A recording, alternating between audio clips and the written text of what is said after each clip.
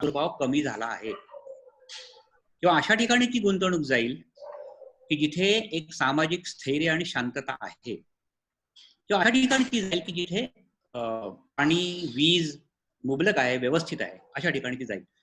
तिथे एक प्रकारे ना स्पर्धा होणार आहे आता भारतामध्ये.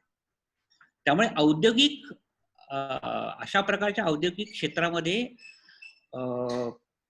काही वेगळी धोरणं घ्यायला लागतील आणि मुख्यतः राज्यांना इनिशिएटिव्ह घ्यावा लागेल स्वतः. तो महाराष्ट्राने घेतला पाहिजे आणि त्यासाठी आपण आग्रह धरला पाहिजे पक्ष. नितीन जगताप यांचा प्रश्न आहे. नितीन जगताप म्हणतात की शेतकरी आणि शेतमाल याचं महत्व संपूर्णपणे शासन आणि प्रशासनाला अजूनपर्यंत पटत नाहीये. पण येणाऱ्या काळामध्ये शेतमालाला किंवा जे आपली हरित क्रांती आहे किंवा जे शेती म्हणजे कृषीच्या संदर्भातलं जो कृषी क्षेत्र आहे, त्या कृषी क्षेत्राला काय चांगले दिवस येऊ शकतात का, किंवा त्या कृषी क्षेत्राबद्दल सरकारच्या धोरणामध्ये आपली काही भूमिका तिथे असू शकते का, असं त्यांचं म्हणणं आहे.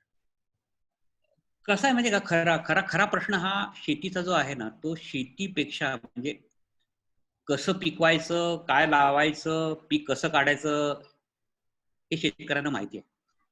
शेतकऱ्यांना आपण शेती व्यवस्था ही सगळी आपण ना अशी बंद करून ठेवली, ती मुक्त नाही केलेली. आपल्याला शेती व्यवसाय, शेतीचा व्यापार, शेतमालाचा व्यापार, ही गोष्ट आपल्याला मुक्त बाजारपेठेशी जोडली पाहिजे आणि तिथे स्पर्धात्मक अशा प्रकारच्या गोष्टी केल्या पाहिजेत. आता ही खूप मोठी गोष्ट आहे, कारण त्याच्यामुळे काय होईल की कसं होतं राजकारणामध्ये, आता शहरी मध्यमवर्ग जो आहे, जो शेतमाल विकत घेतो, त्याला लगेच कांद्याचा भाव थोडा वाढला तर लगेच, म्हणजे आपल्याकडे पूर्वीचं आहे ना की एक अनुभव आहे की कांद्याचा भाव वाढला म्हणून निवडणूक हरले दिल्लीमधली गोष्ट. त्याच्यामुळे त्या शहरी मध्यमवर्ग जो ग्राहक आहे, कन्झ्युमर क्लास आहे, त्याची काळजी घेण्याकडे सर्व राजकीय पक्षांचं लक्ष आहे. मला असं वाटतं की याच्यामध्ये सुधारणा करायला पाहिजे. पक्ष म्हणून तर आपला पहिल्यापासूनच आग्रह आहे आणि म्हणून मी मगाशी म्हणलं ना की आर्थिक बाबतीतल्या संघटना आपल्याला उभ्या करायला लागतील. ते शेतकऱ्यांची संघटना सुद्धा काहीतरी मागण्यासाठी नव्हे, पण शेतीमालाला भाव मिळाला पाहिजे आणि चांगली बाजारपेठ मिळाली पाहिजे, यासाठी म्हणून आपल्याला शेतकऱ्यांची आर्थिक निकषांवर संघटना बांधली. सर, संजय शिरोडकर सरांचा आणि मंगेश देशमुख आणि आणखीन बरेचसे सहकारी आहेत, त्याच्यामध्ये संजय मुळे पण आहेत. तिघांचा एक सामायिक प्रश्न आहे आणि तो प्रश्न असा आहे की ह्या ज्या उद्योग संघटना बनवण्याच्या संदर्भामध्ये किंवा आपल्या एनजीओच्या माध्यमातून किंवा आणखीन मराठी उद्योजकांच्या बाबतीत किंवा महाराष्ट्रातल्या उद्योजकांच्या बाबतीत बनवण्याच्या संदर्भामध्ये आपल्या पक्षाचं पुढचं पाऊल कसं असेल? नाही, कसे प्राधान्य हे निश्चितपणे मराठी उद्योजकांना द्यायला पाहिजे, ही एक गोष्ट. दुसरी गोष्ट की त्याच्या कसं माहिती, आपण ना घोषणांच्या पलीकडे जायला पाहिजे. मराठी उद्योजकाला तिथे योग्य स्पेस मिळणं मार्केटमध्ये, त्यांनी दोन पायावर उभं राहणं, यासाठी म्हणून अनेक प्रकारची मदत ही मराठी उद्योजकांना लागणार आहे. माझी खात्री आहे की मराठी माणसामध्ये उद्योजकतेचं एक चांगली प्रतिभा आहे, पण फक्त त्याला वाव मिळत नाही. तर मला असं हे निश्चितपणे, मी जसं मगाशी म्हणलं, आपल्याला आर्थिक पायावर, म्हणजे आर्थिक मुद्द्यांवर राजकारण आपल्याला पुढे नेलं पाहिजे. त्यामुळे ह्या संघटना, या त्या प्रादेशिक पातळीवरच्या संघटना, त्या उद्योग कुठले आहेत त्याप्रमाणे संघटना, म्हणजे समजा असं म्हणालो की हॉटेल व्यावसायिक आहे, त्यांच्या संघटना आहे, किंवा जर का आपण म्हणलं भाजी विक्रेते आहेत, त्यांची संघटना आहे, छोटे स्मॉल स्केल याच्यामध्ये काम करणाऱ्या संघटना, अशा त्या उद्योगावर आधारित अशा संघटना उभ्या केल्या. सिंगापूरवरून चंद्रशेखर श्रीखंडेंचा प्रश्न आहे. ते असं म्हणतात की सध्याची बिघडलेली अर्थव्यवस्था असंघटित क्षेत्रामध्ये, तुम्ही जसं म्हणालात सर मगाशी सुद्धा तुम्ही त्याचा उल्लेख केलात, असंघटित क्षेत्राला याचा खूप मोठा फटका बसणार आहे. तर तेच चंद्रशेखरचं म्हणणं आहे की असंघटित कामगारांच्या इथे जाणार आहेत, इथे कामगार संघटनाच नाहीयेत असंघटित कामगारांच्या. तर त्या संदर्भामध्ये पक्ष म्हणून आपल्याला सिरियसली जावं लागेल, असं त्याचं एक सबमिशन आहे सर. आणि तो म्हणतो की आयटी सेक्टरमध्ये, संपूर्ण जगामध्ये आयटी सेक्टरमध्ये मोठ्या प्रमाणामध्ये ले ऑफ झालेले आहेत, एअरवेज मध्ये पण झालेले आहेत. तर या संदर्भामध्ये भारतामध्ये आपल्याला असंघटित जे आहेत, कारण मोठ्या प्रमाणामध्ये असंघटित वर्ग आहे. तर त्यासाठी पक्षाच्या पुढच्या धोरणामध्ये आपण तो प्रयत्नशील आपण असलं पाहिजे, असं त्याचं सबमिशन सिंगापूरवरून त्यांनी एक सबमिशन इथे आपल्याला पाठवलेलं आहे सर. दुसरा मी हं. मला हां, पूर्णपणे मान्य आहे, बरोबर आहे. हां. हं. समीर सावंत समीर सावंत एकच मिनिट. समीर सावंत हे ॲडव्होकेट आहेत आणि त्यांचं म्हणणं असं आहे की what shall be the adequate financial plans that our state should take on a priority basis to build the revenue of the state post COVID-19 impact. However, looking at the current scenario, the center is not keen to release compensation to the states. सरकारने स्वतःचं आर्थिक धोरण आत्ता या म्हणजे COVID-19च्या या एकंदरीत संघर्षमय परिस्थितीमध्ये सरकारने आर्थिक धोरणावरती लोकांशी संवाद करावा का, किंवा ते करण्याकरता पक्षाने त्यांना भाग पाडावं का, असं त्यांचं म्हणणं आहे समीर सावंतांचं. इतका मोठा प्रश्न आहे की मला एका मिनिटात उत्तर देता येणार नाही, पण हा प्रश्न खूप महत्वाचा आणि मोठा आहे. राजकीय बाबतीमध्ये बोलायचं असेल तर महाराष्ट्राने दिल्ली बरोबर याविषयीचा अतिशय व्यवस्थितपणे चर्चा करून आपला जो वाटा आहे तो घेतला पाहिजे. मुळात महाराष्ट्रामध्ये म्हणजे आपण फार मोठ्या प्रमाणावर जीएसटी आणि इथे गोळा करतो आणि वरती पाठवतो. यातलं बॅटलफील्ड काय, रणांगण कुठलं माहिती आहे का? यातलं रणांगण आहे फायनान्स कमिशन. हे फायनान्स कमिशन विविध राज्यांकडून पैसा आणतं बरोबर, आणि तो वाटप करणं, ते जे वाटप करण्याचं सूत्र आहे ते अत्यंत अन्यायी आहे, महाराष्ट्राला अन्यायकारक आहे. त्याच्यात सुधारणा करण्याचं ची एक गोष्ट आपण केली पाहिजे. महाराष्ट्रातले सगळे खासदार आमदार यांनी याविषयीची बोललं पाहिजे. आत्ताची जी रचना आहे ना कायद्याची, फायनान्स कमिशनची, त्यामध्ये राज्य हे फार वेगळ्या तऱ्हेचं काही करू शकतात असं नाहीच आहे. कारण राज्याला कसं आहे की एक म्हणजे मुळात दारू विक्री म्हणजे अशा प्रकारचा एक्साईज आहे, स्टेट एक्साईज आहे. नंतर जमीन खरेदी विक्री मधल्या ची गोष्ट, आणि पेट्रोल डिझेलवरचे कर, हे सोडलं तर बाकीचे काहीच ठेवलेलं नाही. म्हणजे फेडरलिझम मध्ये, संघराज्यामध्ये ज्या तऱ्हेने राज्यांना जो वाव द्यायला पाहिजे तो वाव दिलेला नाही. त्यामुळे खूप मूलभूत प्रश्न आहे. एका मिनिटामध्ये मला उत्तर देता येणार नाही, पण आपल्या आर्थिक याच्यामध्ये आपण ही मागणी राज्यांनी केंद्राबरोबर केली पाहिजे आणि भांडलं पाहिजे, जोरदार भांडलं पाहिजे. पुण्याहून मयूर बागुल आहेत आणि मयूर बागुल यांचं म्हणणं असं आहे की त्यांचा प्रश्न असा आहे की भारत ही महासत्ता होऊ शकते का, म्हणजे अपॉर्च्युनिटी, म्हणजे या क्रायसिस मधून ही अपॉर्च्युनिटी निर्माण होऊ शकते का? कारण चीन नंतर सर्वात जास्त मनुष्यबळ हे भारतात आहे. चीनवर जर का समजा इतर देशांचा विश्वास नसेल तर भारताला सक्षम नेतृत्व करण्याकरता भारताला चालना दिली जाईल का, असं म्हणणं मयूर बागुल यांचं आहे. एक तुम्हाला सांगतो, मयूरने खूप चांगला प्रश्न विचारलाय. कसं आहे, देशाच्या इतिहासामध्ये एकदाच त्यांना डेमोग्राफिक डिव्हिडंड म्हणतात ती संधी येते. डेमोग्राफिक डिव्हिडंड म्हणजे काय, की ज्या देशामध्ये उत्पादन करणारे किंवा ज्याला आपण काम करणारे लोक, स्वतःच्या पायावर उभं राहून काम करणारे लोक हे अवलंबून राहणाऱ्या जनतेपेक्षा जास्ती. आता डेमोग्राफिक डिव्हिडंड मध्ये आपण आहोत भारत म्हणून, पण आपली आर्थिक धोरणं इतकी वाईट आहेत की आपण तिकडे बघतच नाही. आपलं लक्ष भलतीचकडे आहे काहीतरी. खरं म्हणजे हा डेमोग्राफिक डिव्हिडंडचा फायदा घेतला पाहिजे. मयूनी म्हणलं त्याप्रमाणे चीनकडे कोणी जाणार नाही, म्हणजे आपल्यालाच फायदा होईल असं नाही, इतरही स्पर्धेत आहेत. माझा प्रश्न जे पुढे आहे की भारतामध्ये जरी झालं तरी ते महाराष्ट्रात येतील का उद्योग, अहो तिकडे बघायला पाहिजे. म्हणजे शेवटी आपल्याला काही देशात आले ठीक आहे ना, मला आनंद देतात, पण शेवटी माझ्या मुंबई, पुणे, औरंगाबाद, नागपूर, जालना, कोल्हापूर, सांगली, धुळे, जळगाव इथली ही औद्योगिक केंद्र ही बळकट होतील का? त्यासाठी राज्यांनी स्वतःच पाहायला पाहिजे इथे, नाहीतर मग ते होणार नाही. आणि चीनमध्ये नाही म्हणजे भारतात येईल हेही समीकरण फारसं योग्य नाही. त्याला तशा प्रकारचं वातावरण निर्माण करावं लागेल, असं माझं मत. बिपिन नाईक यांचा प्रश्न आहे औरंगाबादहून. बिपिन यांचं म्हणणं असं आहे की याच्यानंतर शिक्षण पद्धतींमध्ये काही सुधार होतील का, किंवा भारत कारण बिपिन नाईक हे स्वतः शिक्षण संस्था आहे त्यांची आणि खूप मोठं काम त्यांचं औरंगाबाद क्षेत्रामध्ये चालतं. त्यांचं म्हणणं असं आहे की शिक्षण व्यवस्था याच्यामध्ये आमूलाग्र बदल होण्याची शक्यता आता आहे का? कारण मुलांचे आता जे काही नेटवरती सगळं शाळा वगैरे भरतायत, पीटीचे वर्ग सुद्धा नेटवरतीच चालतायत. त्यामुळे काय नेमकं होईल असं तुम्हाला वाटतं सर? नाही, आता भारत सरकार पुढे एक मोठा विषय एक म्हणजे शैक्षणिक धोरणच नाहीये आता देशापुढे, की जे काही ह्याच्यामध्ये अपेक्षित आहे आता काही या वर्षी अपेक्षित आहे. त्यामध्ये ना खूप करताना झालं आणि राजकीय कार्यकर्त्यांना खूप करताना झालं. त्याच्यामध्ये करिक्युलम जो आहे ना, अभ्यासक्रम हा खूप विवादास्पद आहे. तिकडे आपल्याला लक्ष दिलं पाहिजे, एक गोष्ट.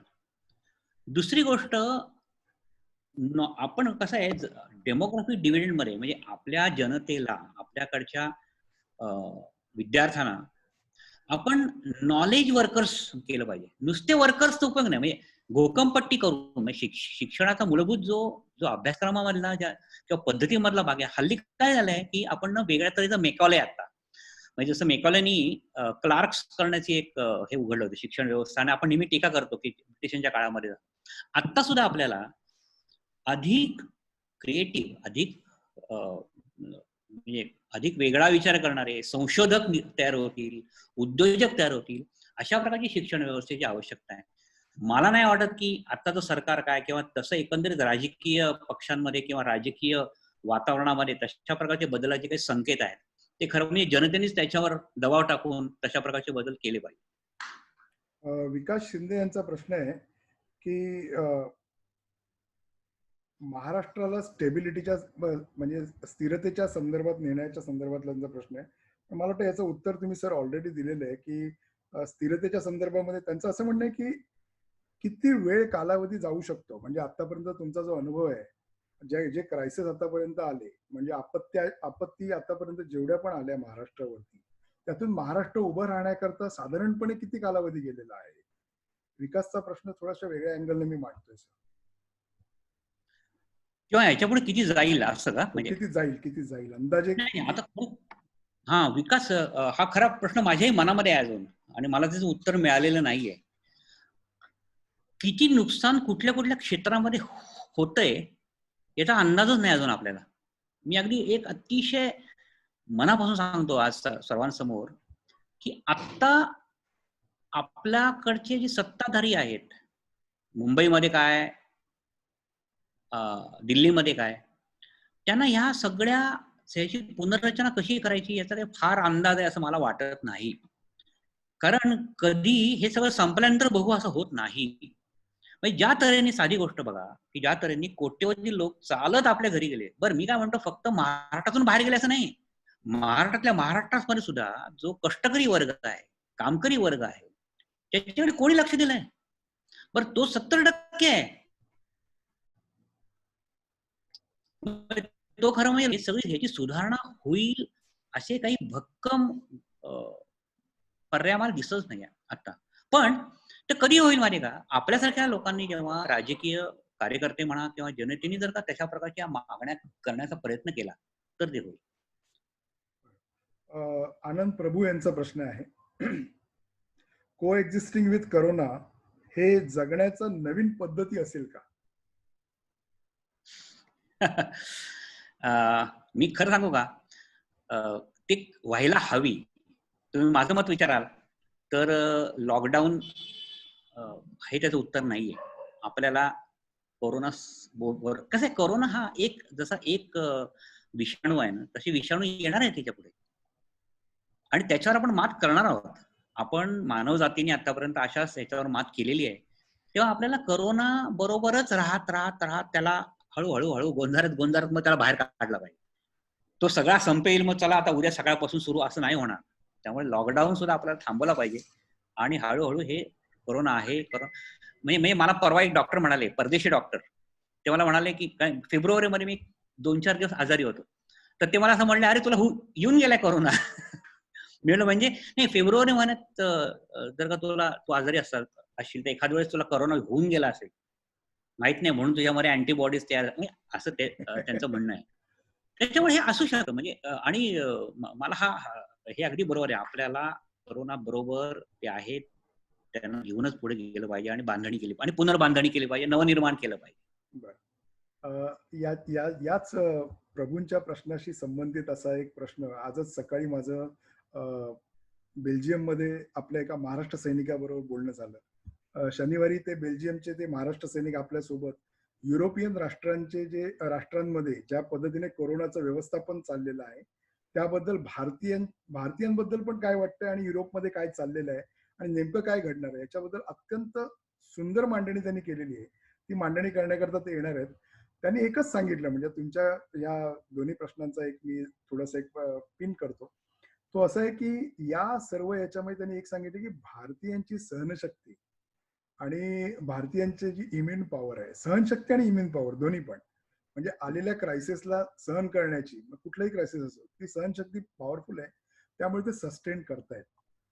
म्हणजे परदेशातले सर्व भारतीय सुद्धा करतात आणि भारतातले भारतीय सुद्धा करतायत. हा त्यांनी एक मुद्दा मांडलेला आहे. वैष्णवी सरफरे यांचा प्रश्न आहे, महाराष्ट्रामध्ये मोठ्या प्रमाणामध्ये मजूर हे आता विस्थापित झालेले आहेत, परप्रांतीय मजूर. त्यामुळे महाराष्ट्रातल्या बेरोजगार मराठी युवकांनी पुढे ही जागा घ्यावी का, याबद्दल पक्षाच्या वतीने बेरोजगारांच्या संदर्भामध्ये काही काम होऊ शकतं का, असं त्यांचं म्हणणं आहे. खूप चांगला प्रश्न आहे. म्हणजे त्यांना वैष्णवी सरफरे ना, हो, वैष्णवी सरफरे, त्यांना बरोबर पुढचा राजकीय अवकाश काय तो कळलेला आहे. आणि मी एक सांगतो की पक्षाच्या पातळीवर आपण याचं काम सुरू केलंय. काय प्रत्येक काम हे काय फक्त जाहीरपणे सांगायचं नसतं, पण याविषयीची आपण तयारी सुरू केली, कारण मोठ्या प्रमाणावर जे आता लोक गेलेत बाहेर ते परत येतील असं नाही. मुख्यतः त्यांनी त्यांच्याच राज्यात राहावं अशीच आपली खरं म्हणजे अपेक्षा आहे.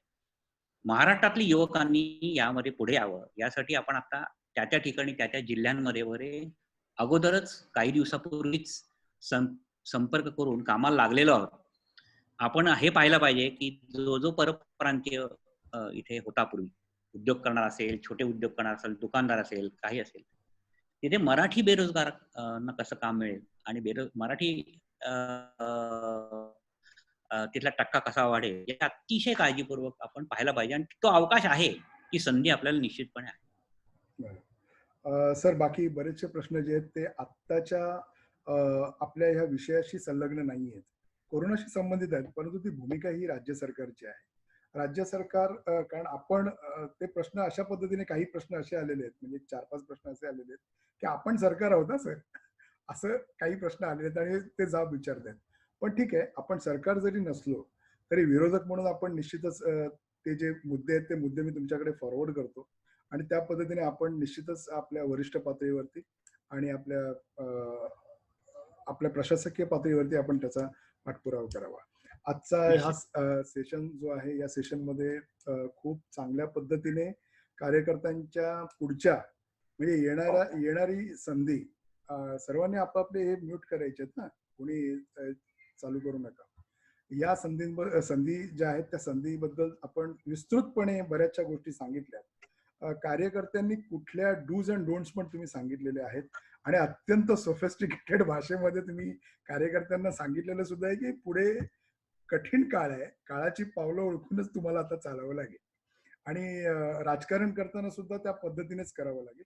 बऱ्याच अँगलने तुम्ही हा विषय खूप सुंदर पद्धतीने मांडलात आणि मला असं वाटतं की काही प्रश्न जे आहेत ते काही प्रश्न मी तुम्हाला फॉरवर्ड करेन. 1-2 प्रश्न असे आहेत की जे इथे मांडू शकत नाही, जे पॉलिसी मॅटरशी संबंधित आहेत. त्यामुळे विशेष आजच्या याच्यातून एक दिसलं की भविष्यामध्ये उद्योजक, मराठी उद्योजक यांच्या पाठीमागे आपल्या, म्हणजे त्यांना संधी मोठी उपलब्ध होणार आहे. त्यासाठी आपण खंबीरपणे, म्हणजे पक्ष म्हणून आपण उभं राहणं, अशी सर्वांची अपेक्षा आजच्या ह्या कार्यक्रमातून दिसते. सर, आज आपण इथे उपस्थित राहिलात आणि ज्या पद्धतीने आपण मार्गदर्शन केलं आणि खरंच आज म्हणजे या 7व्या दिवशी सर्वांना खूप हे चांगलं हे मिळालेलं आहे. त्यामुळे मी सर्वांच्या वतीने आपला शतशः आभारी आहे आणि यापुढे देखील आपलं मार्गदर्शन महाराष्ट्र सैनिकांना असंच उपलब्ध राहील अशी आशा बाळगतो. आणि विशेष करून धन्यवाद. आणि विशेष करून सर्वांना एक विनंती आहे, कोणी हे अनम्यूट करू नका, म्यूट ठेवा. उद्याचं जे सत्र आहे सर, उद्याचं सत्र खूप सुंदर आहे. Tata institute of social science मध्ये PhD करणारे शिवाजी चिंचेवार म्हणून आहेत. त्यांनी सामाजिक समस्या म्हणजे कोपर्डीची असो किंवा कुठलीही छोटी समस्या असो, जी समाजाशी संबंधित असते, ही सामाजिक समस्या निर्माण झाल्यानंतर राजकीय कार्यकर्त्यांनी ती समस्येकडे कसं पाहावं, त्याची चिकित्सा कशी करावी आणि कोणता विषय हातामध्ये, कारण बऱ्याच वेळेला काय होतं की राजकीय फायदा उचलण्याकरता तिकडचे स्थानिक जे असतात विरोधी किंवा सत्ताधारी हे वेगळ्या पद्धतीने त्याला एक अँगल देतात. पण एक राजकीय कार्यकर्ता म्हणून विवेकबुद्धीने आणि विज्ञाननिष्ठ आणि कायदेशीर दृष्टिकोनातून त्या सामाजिक समस्येकडे आपण कसं बघावं, प्रत्येक सामाजिक समस्येकडे कशा पद्धतीने स्क्रुटनाइज करावं, याचं मार्गदर्शन आपल्या सर्व या वेबिनार मधल्या सहकाऱ्यांना उद्या शिवाजी चिंचेवार करणार आहेत. उद्याचं सेशन खूप सुंदर आहे. एक अभ्यासकाने पीएचडीचा आपला जो प्रबंध आहे, या प्रबंधावरती त्याने काम केलेलं आहे. ते काम ते आपल्या समोर मांडणार आहेत.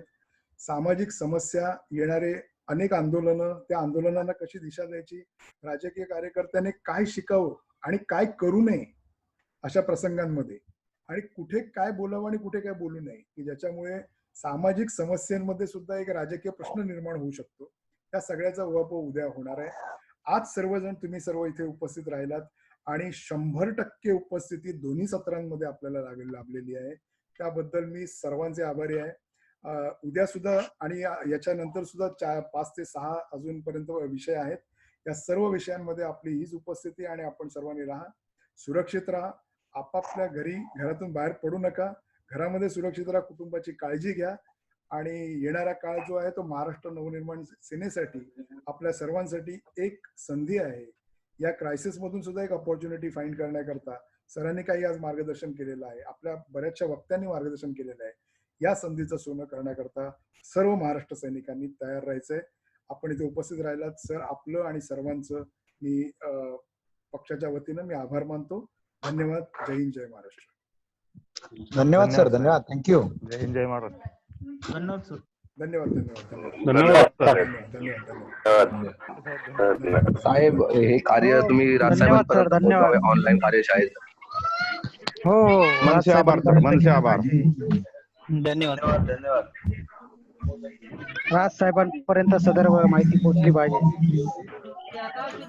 पाटील सर आणि शिदोळे सर, आपण दोघांनी पद्धतीने हा सरांचा नंबर द्या sir. Mohammed Patil sir, Anil Shidole sir, आपलं मनपूर्वक धन्यवाद. छान माहिती, मार्गदर्शन मिळाले. धन्यवाद. मी सरांचा नंबर आणि ईमेल आयडी दोन्ही दिलं जाईल आणि या संदर्भातली सरांनी लिहिलेली जी माहिती आहे आणि त्यांच्या फेसबुक वॉलवरून बऱ्याचशा गोष्टी मागच्या काही त्या सुद्धा धन्यवाद.